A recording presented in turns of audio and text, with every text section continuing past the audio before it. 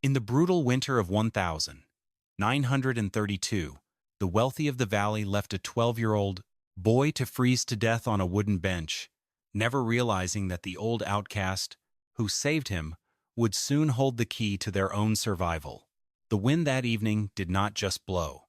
It screamed through the gaps of the code, wooden rafters at the mountain train depot, carrying with it the sharp, unforgiving scent of early mountain snow.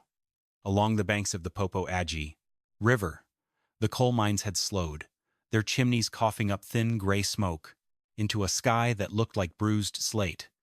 It was a time when a man's worth was measured solely by what he could produce, and those who could produce nothing were quietly pushed to the margins of the valley, forgotten as easily as the fallen pine needles rotting beneath the autumn mud. Silas Vance was one of those forgotten men. He was an aging stone carver and mason, a man whose hands were mapped with deep, soil-stained calluses and scars from a lifetime of shaping hard rock. He had lived alone on the rocky, isolated ridge above the town for more than 10 years, his solitary existence tolerated only because he rarely came down into the valley unless he needed basic supplies. The townspeople regarded Silas with a mixture of suspicion and pity, believing that a man who spent his days talking to stones and living on a ridge of useless limestone had to be somewhat touched in the head. But Silas did not care about their opinions. He preferred the company of the mountain to the harsh, gossiping whispers of the valley merchants. On this particular evening, Silas had walked down the steep ridge trail to the general store, only to find the depot nearly deserted as the light began to fade. He was wrapping his thick wool scarf tighter around his neck when his eyes caught a small, motionless shape huddled under a long wooden bench on the Perdigate Station platform. At first, he thought it was nothing more than an abandoned bundle of wet laundry or a sack of feed left behind by a careless miner.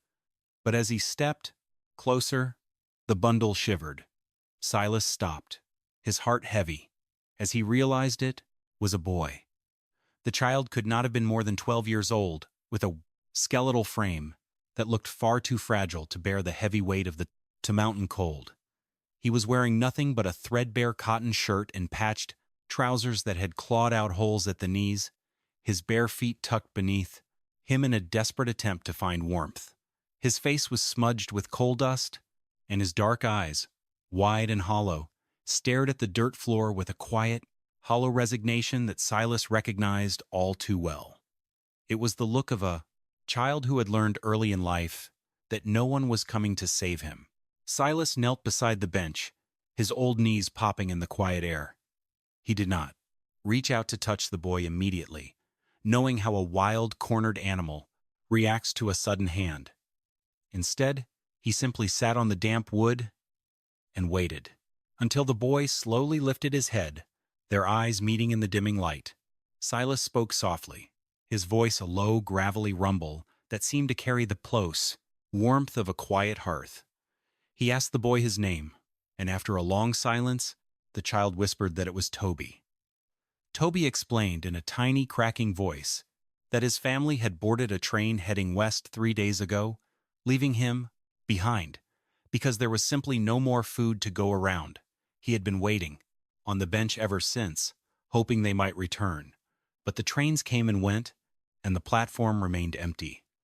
Silas felt a deep, familiar ache in his chest, a memory of his own difficult and lonely youth in a world that had no mercy for orphans. He stood up, offering a hand that was twice the size of Toby's, and told the boy that he had a warm stove and a hot pot of stew waiting up on the ridge if Toby was willing to walk with him. Toby looked at the massive, calloused hand, then up at Silas's weathered face, and without a word, he reached out and took it. They walked together into the cold night, leaving the fouled, empty platform behind. Silas knew that this small, quiet boy was now his responsibility, and he vowed that Toby would never have to freeze alone again. The climb up the steep, winding trail to the rocky ridge was slow and silent, with Toby's small hand remaining tightly clasped in Silas's giant grip.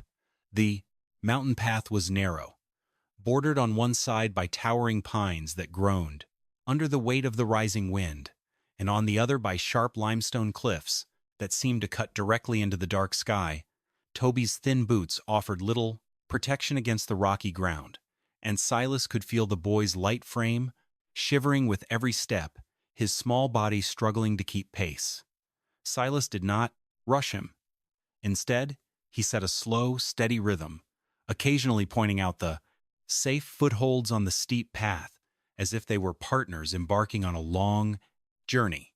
The ridge itself was a barren, windswept stretch of land that most valley farmers considered completely worthless. It was covered in massive limestone outcrops and jagged rocks that made farming impossible, and a gaping, dark cave system snaked beneath the surface of the property, a black void that the townspeople warned was a hazard for cattle and men alike. But to Silas, this land was a sanctuary, a place where the noise of the world could not reach him, and where he had built his humble log cabin with his own 2 hands. When they finally reached the crest of the ridge, the cabin stood shadowed against the mountain, its small windows dark and cold.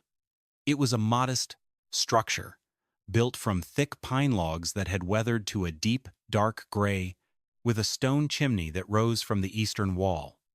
Silas opened the heavy wooden door and guided Toby inside, immediately walking to the cast-iron stove in the corner to revive the dying embers.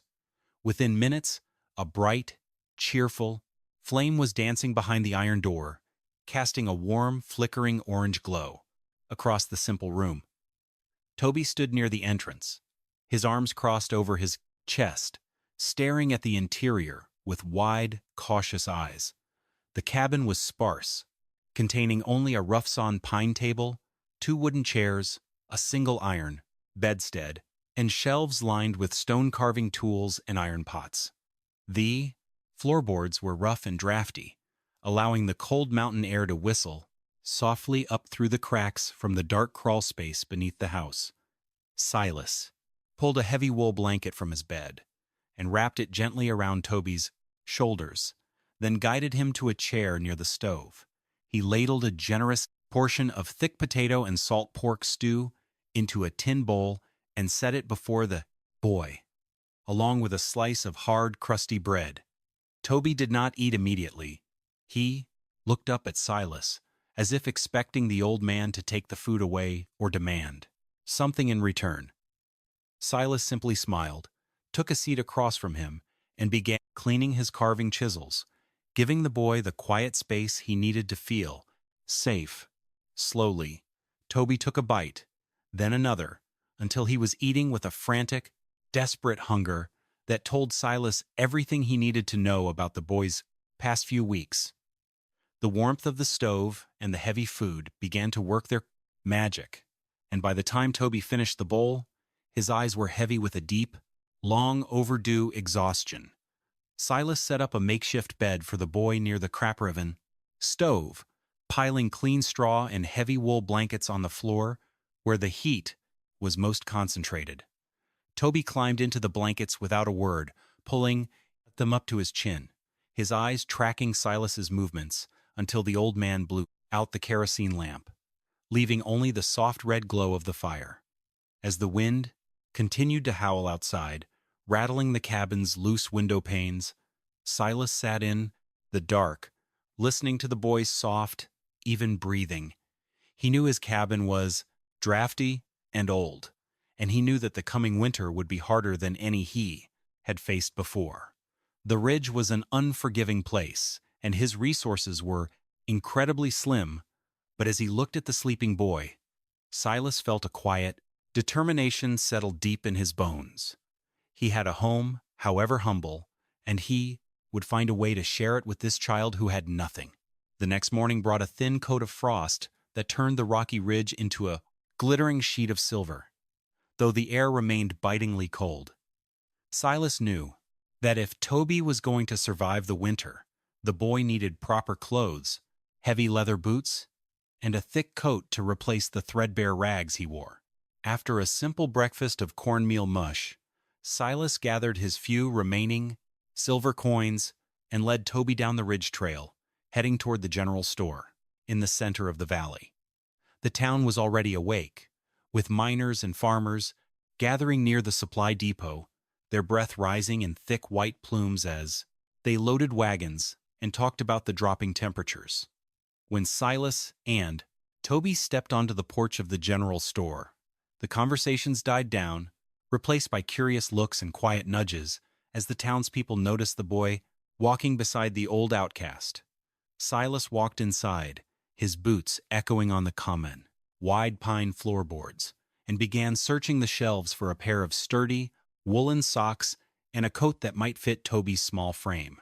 Clara, the storekeeper, stood behind the counter, her arms crossed over her apron, watching them with a sharp, critical eye that did not welcome visitors who spent very little coin.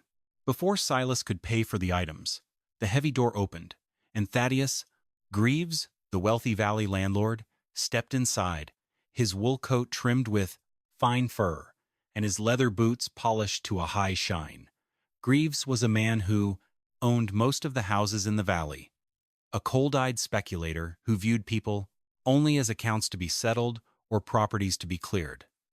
He stopped when he battered Blang, end of Leshe, saw Silas and the boy, a slow, mocking grin spreading across his face as he leaned against the counter.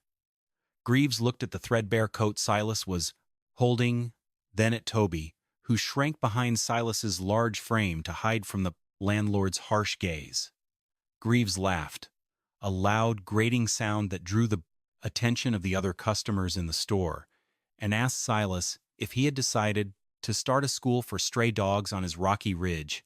Clara joined in the laughter, remarking that Silas could barely keep his own drafty cabin from freezing, and now he was taking on another mouth to feed, as if he were a wealthy man with arable land.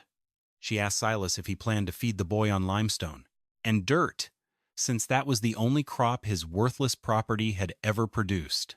The other customers snickered, whispering to each other about the old man's foolishness, agreeing that Silas had finally lost his mind by taking in a street urchin when he couldn't even afford to paint his own house. Silas did not flinch, nor did his expression change. His face remained as calm and unreadable as the mountain stone he carved.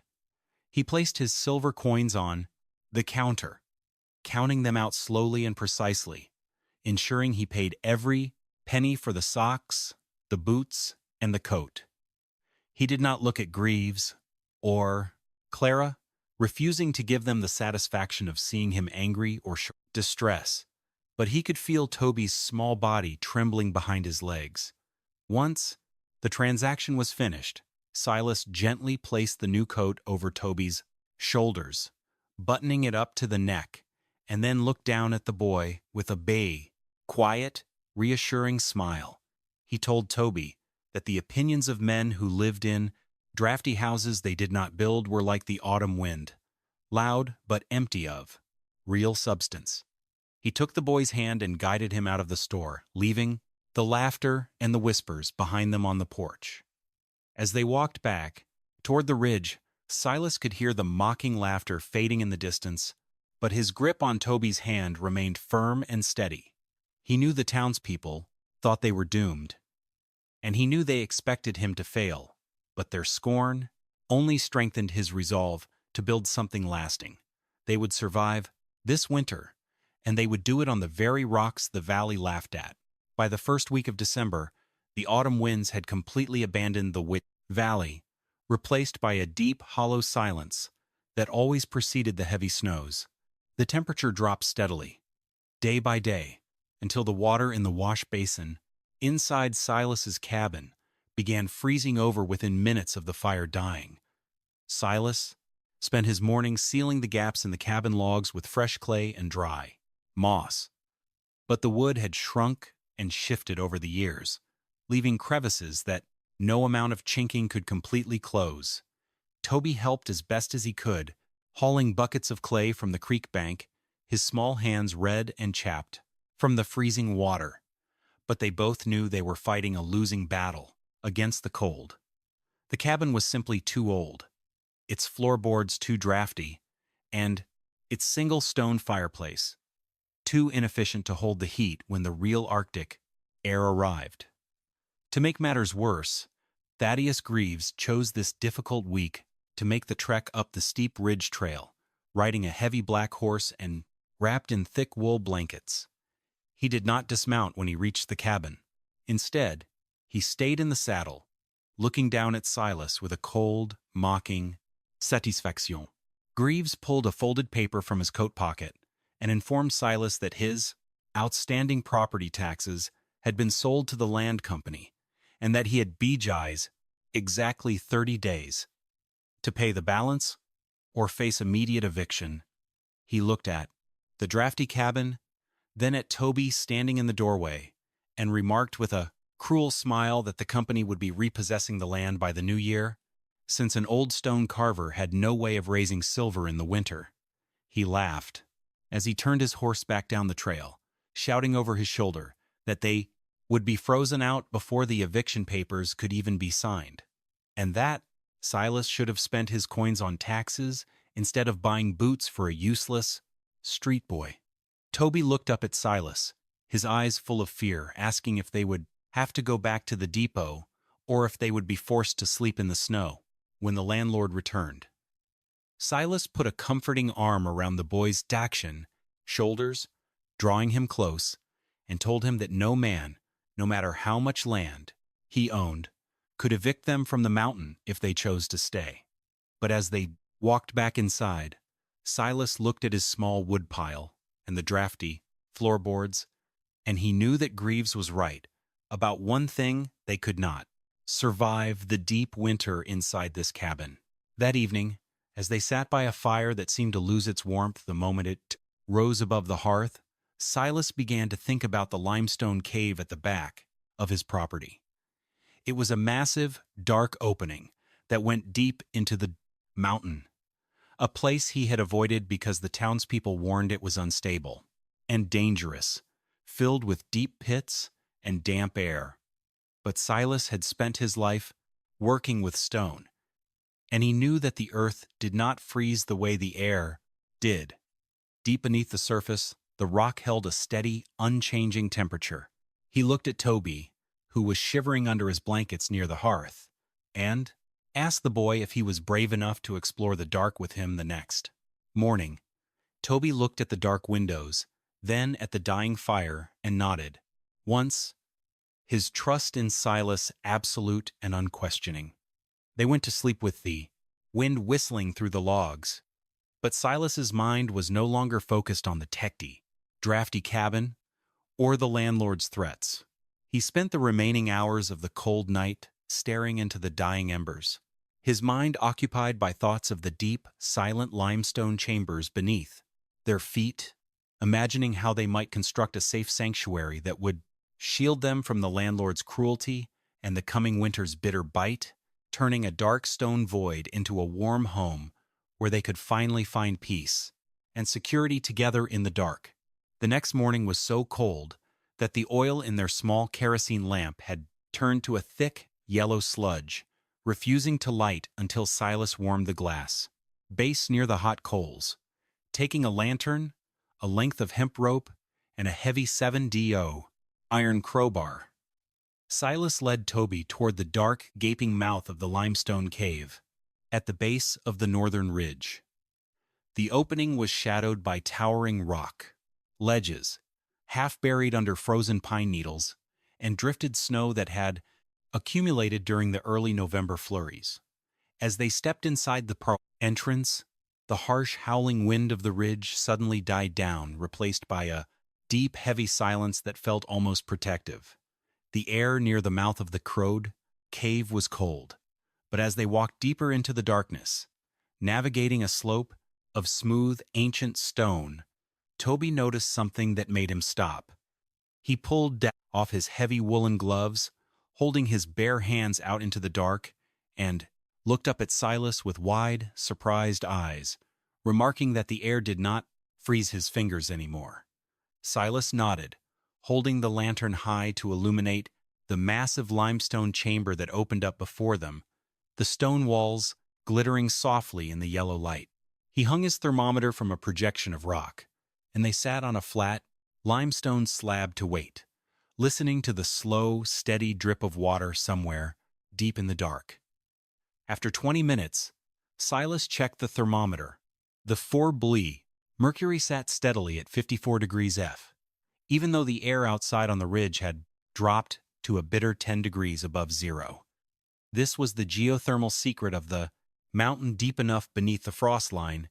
The earth maintained a constant, moderate temperature year-round, insulated from the winter weather by millions of tons of solid stone. Toby looked around the massive chamber, which was roughly 20 feet wide and 30 feet long, with a high arched ceiling, and suggested that they bring their blankets and tools down here where the wind could not reach them. Silas stood up, walking the perimeter of the room, tapping the limestone walls with his crowbar to test their structural stability.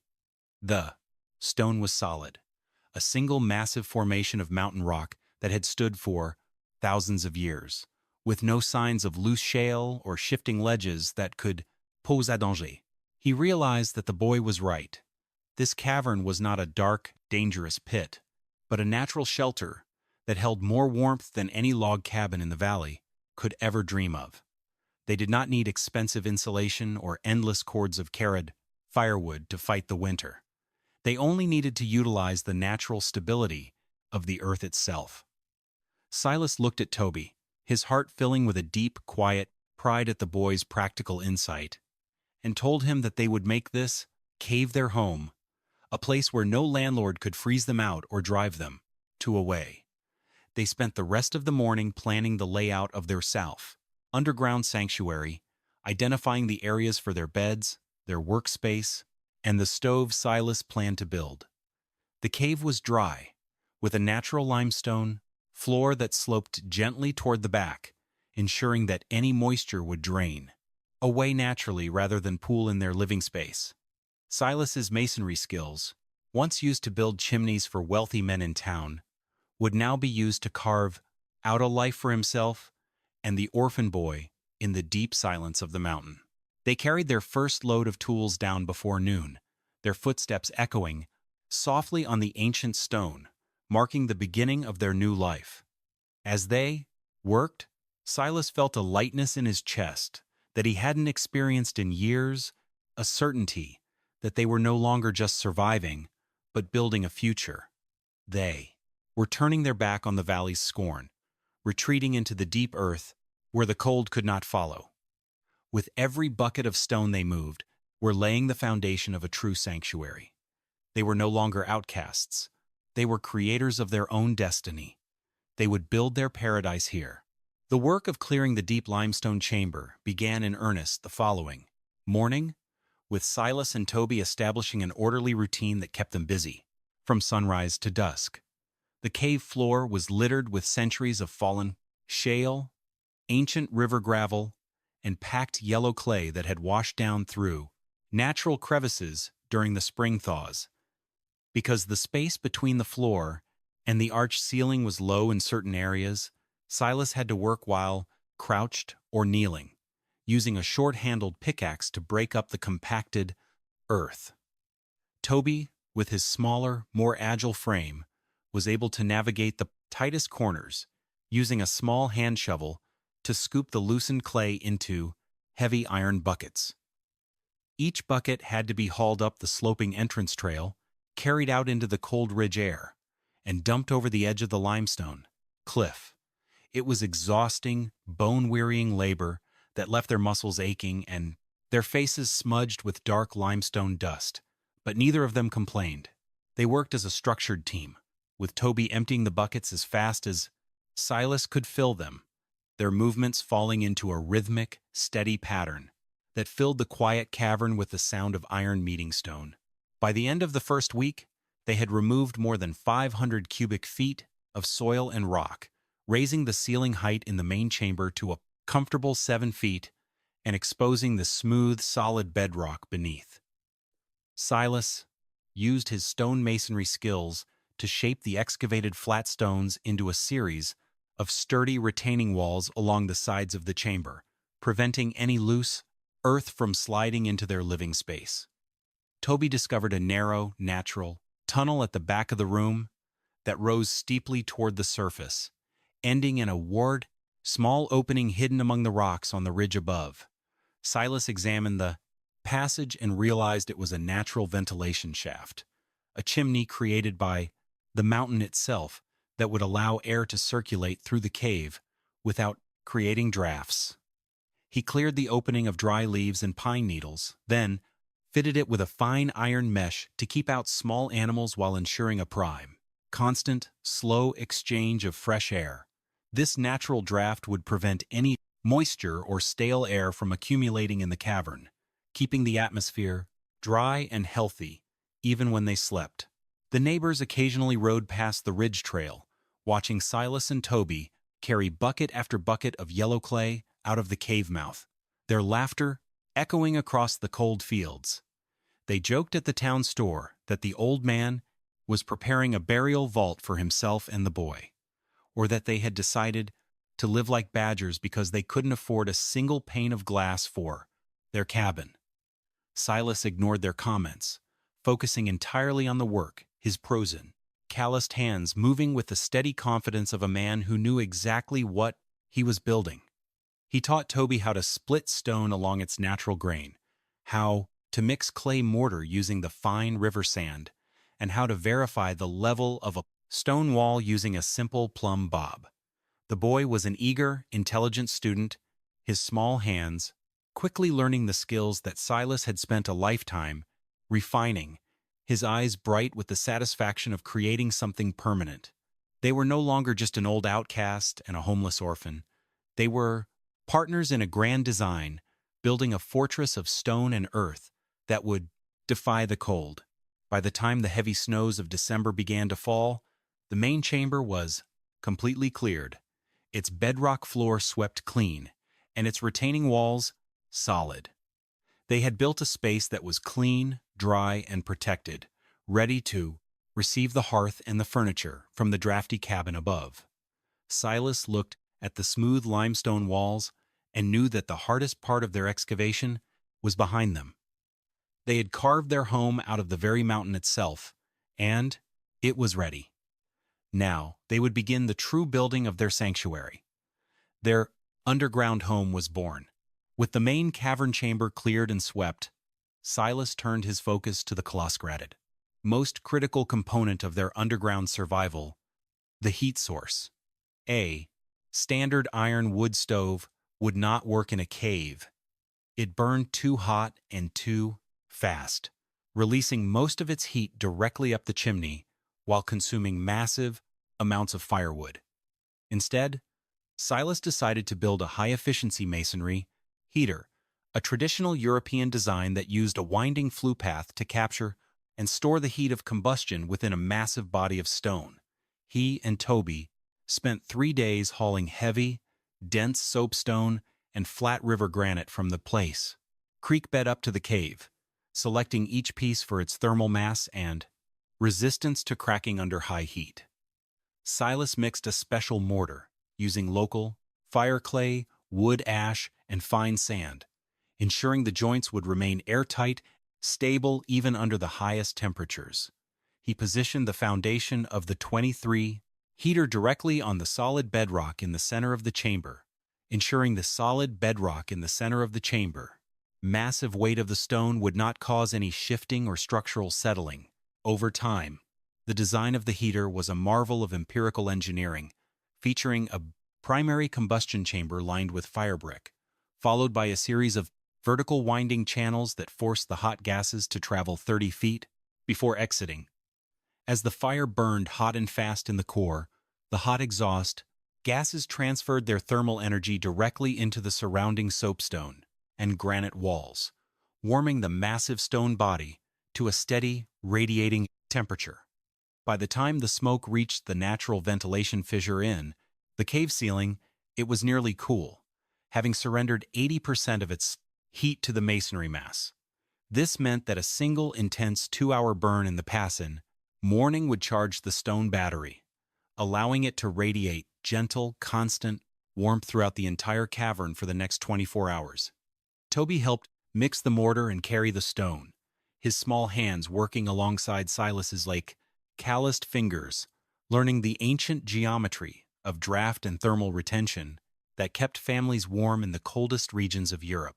When the heater was finally completed, it stood 6 feet tall and 4 feet wide, a beautiful smooth column of dark river stone and gray mortar that looked like a natural projection of the cave itself.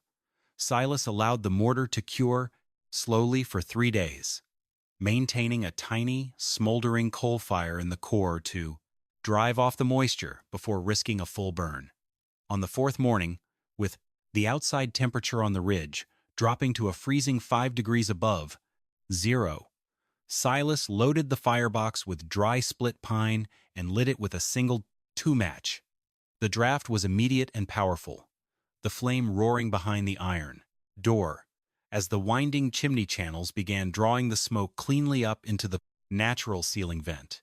Within an hour, the exterior of the stone heater felt warm to the touch, and by afternoon, the entire limestone chamber had reached a comfortable 65 degrees, the gentle, radiant heat warming the air and the bedrock floor alike. Toby sat on a wooden stool near the stone column, his face glowing in the warm, dry air, his heavy wool coat discarded on his cot. He looked up at Silas with a wide, bright smile, realizing that they had built a heating source that didn't require constant feeding or endless hauling of wood from the snowy ridge. Silas sat beside him, his old bones soaking in the radiant warmth of the stone, feeling a deep, profound satisfaction in his work. They had beaten the winter before it could even arrive, turning a cold, dark mountain void into a sanctuary of warmth that would defy the worst storms. Their serpentine hearth was complete, and it worked exactly as he had calculated. It was the heart of their new home, a constant source of life in the deep earth. Now, they could face the louver various, cold with confidence, knowing their fire would never die. They were safe, warm, and ready for whatever the winter had in store. Their stone battery was charged. The heat would stay with them. With the hearth radiating constant, gentle warmth throughout the chamber, Silas turned his focus to the next 2 essentials of their underground survival: water and light. A mountain spring flowed from a rock crevice about 50 feet up the Blang ridge slope, its water crystal clear and freezing cold, even in the height of summer. Silas knew that carrying buckets of water down the steep, snowy trail in the middle of winter would be dangerous and exhausting, so he planned a gravity-fed water system that would bring the spring directly into their sanctuary. He and Toby spent 2 days clearing a narrow, protected channel along the natural slope of the cave entrance, lining the path with hollowed-out cedar, logs, and smooth slate stones to create an insulated conduit. Toby's small size allowed him to crawl into the narrowest crevices of the spring's source, securing the wooden pipe with heavy clay mortar to prevent any leaks or freezing. The water flowed down the natural grade, entering the cave through a carved limestone basin Silas had positioned in the corner of their living space before draining out through a lower fissure that led safely away from their Fontaine home. This gravity-fed system provided them with a constant, silent supply of fresh, running mountain water that never froze, eliminating the need to step outside into the biting cold. But the cave, while warm and watered, remained dark, relying entirely on their limited supply of kerosene for light. To solve this, Silas examined the vertical sinkhole in the ceiling of the main chamber, a bioludicrite, natural shaft about 12 inches wide that rose 15 feet to the surface.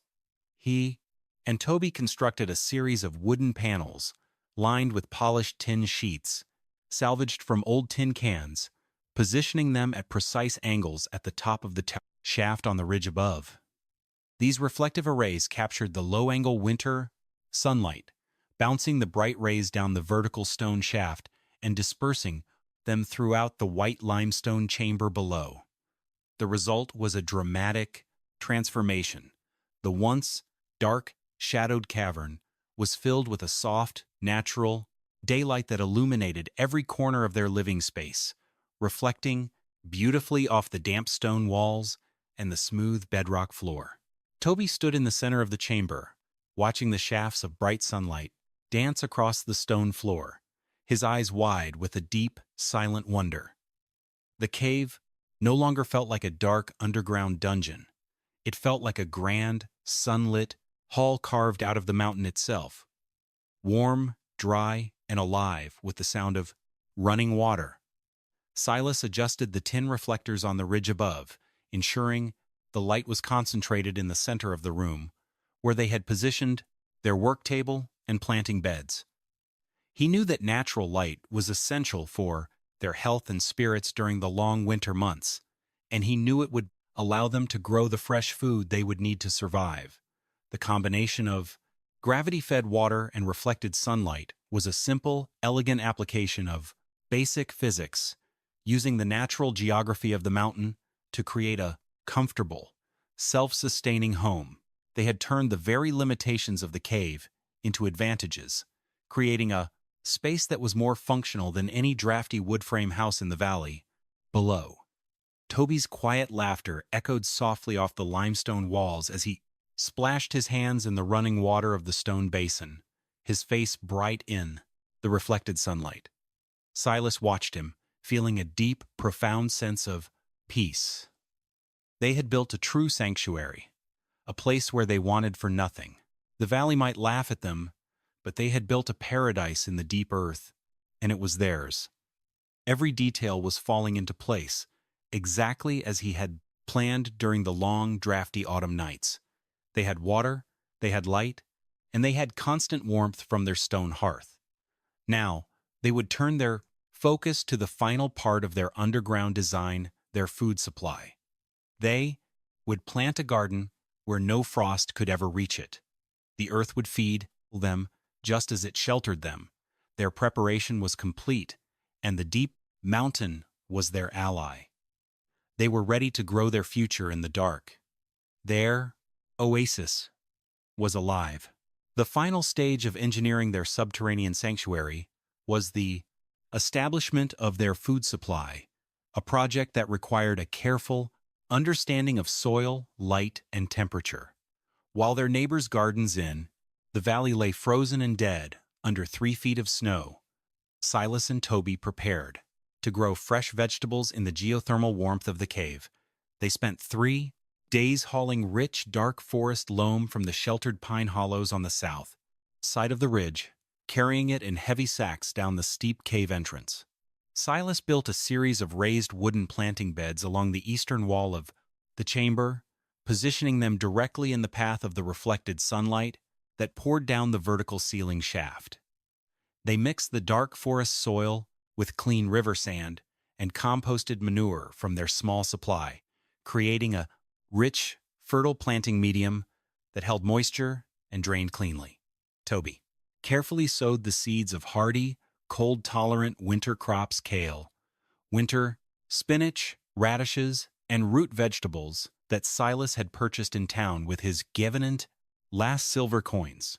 The constant 54-degree geothermal temperature of the cave, combined with the radiant warmth of the stone heater and the soft daylight from the waning lounand reflectors, created a perfect microclimate for plant growth. Without the shock of freezing night temperatures or drying winter winds, the seeds germinated within days, their tiny green shoots breaking through the dark soil with a vitality that seemed almost miraculous. Toby tended the garden with a quiet, orderly devotion, watering the beds daily, using the fresh, gravity-fed water from the limestone basin and adjusting the tin reflectors above to maximize the power. Sunlight. Silas watched him work, his heart filling with a quiet, profound hope. They were not just surviving the winter. They were thriving, growing fresh green food in the deep silence of the mountain, while the valley below lay frozen and dormant. The raised beds quickly became a lush, green oasis in the center of the white limestone chamber, their vibrant leaves contrasting beautifully with the cool gray stone and the warm orange glow of the hearth.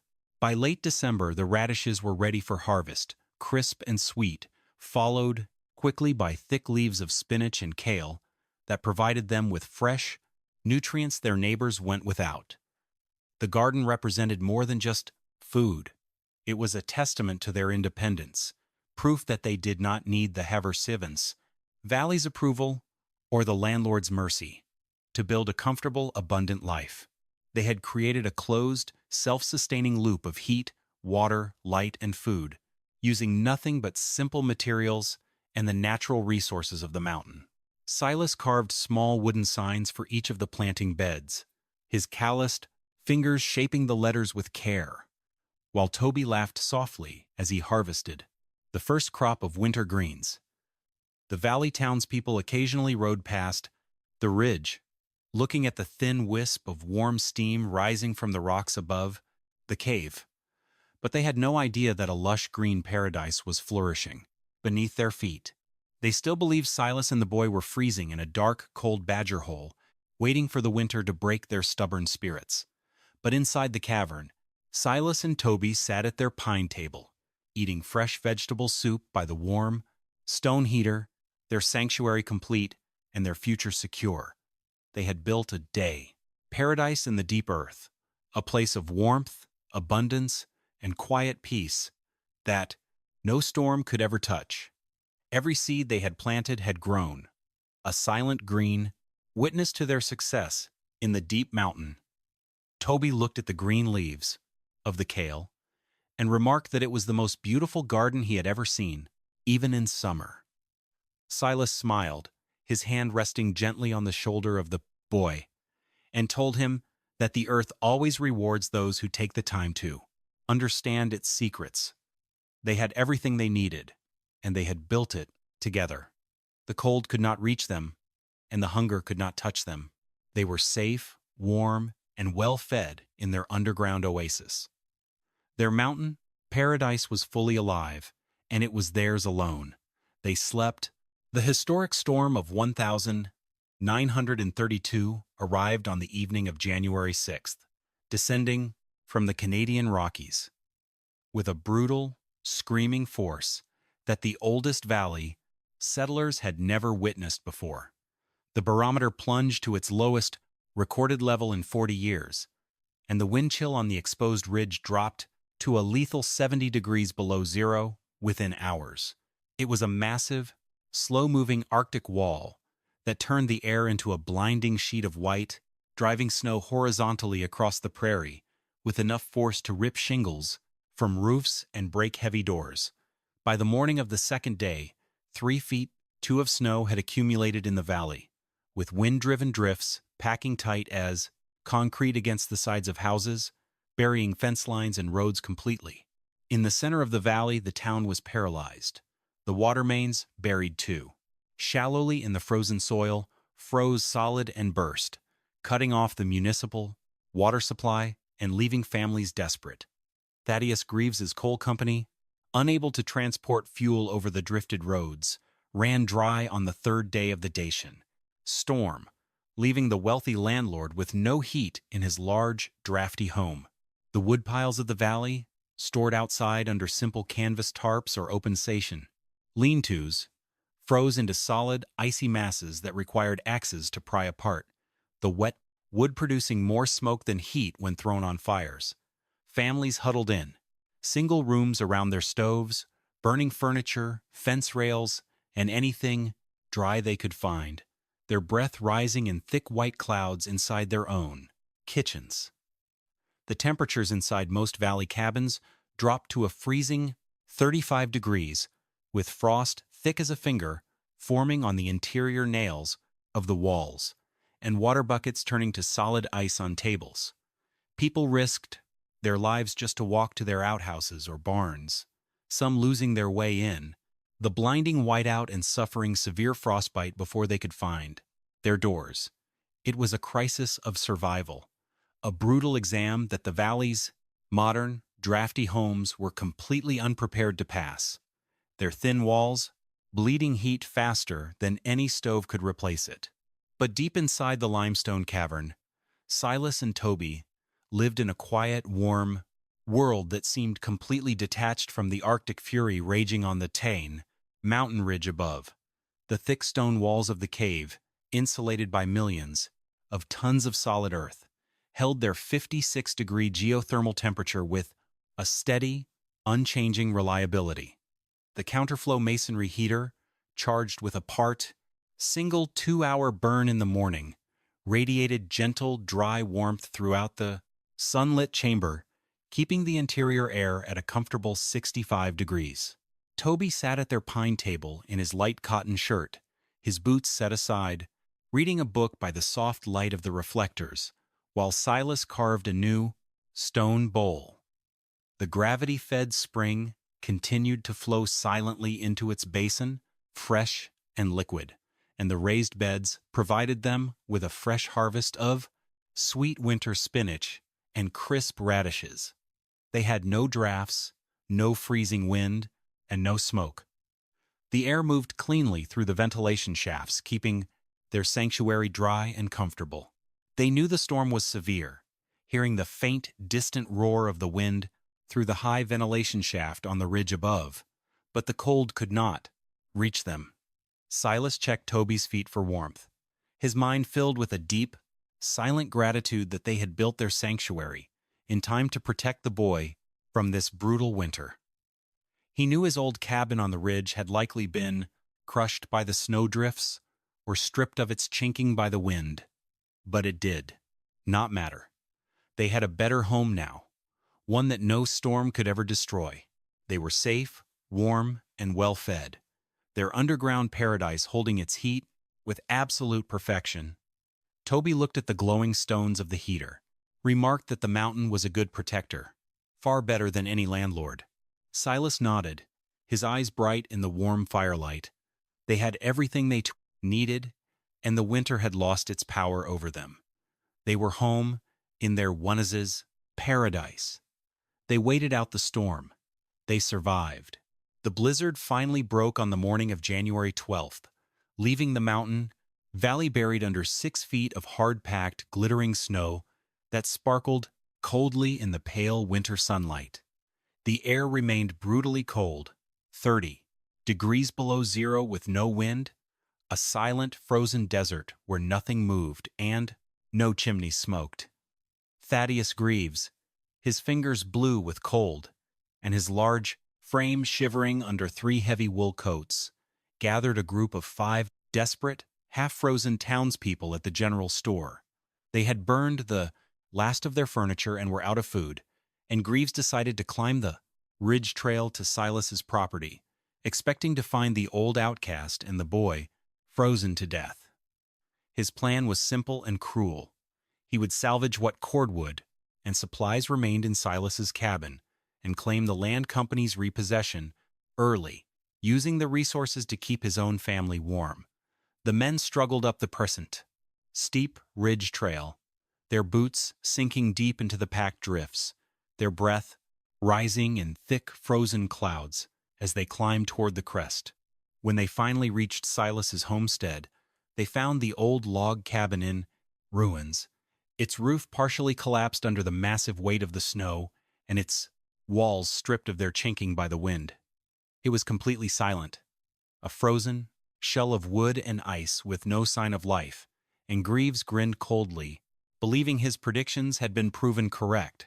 But as they searched the yard for the woodpile, Jacob Puit noticed a thin, steady trail of warm white steam rising from the rocks near the base of the northern ridge cliff. The men approached the crevice, their eyes wide with confusion, and as they stepped closer, they felt a gentle, warm draft rising from the opening, carrying the sweet scent of dry pine wood and fresh earth. They followed the steam trail around the limestone ledge, clearing a path through the snow, until they reached the low, southeast-facing entrance of the cave. Greaves, wrapped in his heavy coats, stared at the wooden door, then pushed it open, expecting to find a dark, damp badger hole filled with freezing outcasts.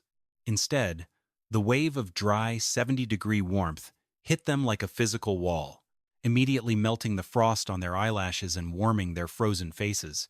They stepped inside, blinking in the bright, soft daylight that poured down the Riover, vertical, natural light shaft, reflecting beautifully off the white limestone walls and the clean bedrock floor. In the center of the massive chamber stood the beautiful stone masonry heater, its granite body radiating a deep, constant heat that warmed the entire cavern. Along the eastern wall, the raised wooden planting beds were lush and green, filled with thick leaves of winter spinach, crisp radishes, and vibrant kale that looked like a summer garden.